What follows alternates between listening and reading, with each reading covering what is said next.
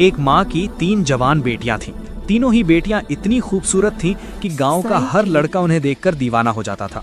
लेकिन उनकी यही खूबसूरती उनके लिए सबसे बड़ा श्राप बन गई थी। हर दिन तीनों बहनों के बीच झगड़ा होता था कि कौन सबसे सुंदर है।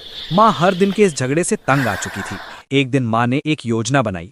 उसने एक गरीब और अनाथ जैसा दिखने वाले लड़के को घर बुलाया और अपनी तीनों बेटियों से कहा, तुम में से कौन इस अनाथ लड़के से शादी करना चाहेगी?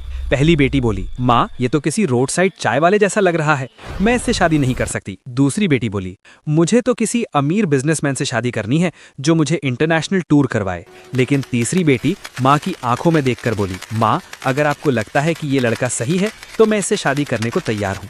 अगले दिन माँ ने तीसरी बेटी की शादी उसी लड़के से करवा दी। शादी के बाद माँ ने तीसरी बेटी से कहा, बेटी ये लड़का कोई अनाथ या भिखारी नहीं है, ये $1 बिलियन की स्टार्टअप कंपनी का फाउंडर है। ये सुनकर दोनों बड़ी बहनें चौंक गईं।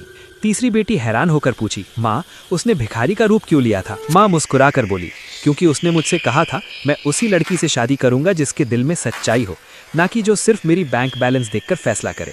अगर आप भी अपनी माँ से प्यार करते हैं तो बिना सब्सक्राइब किए मत जाइए। 小红书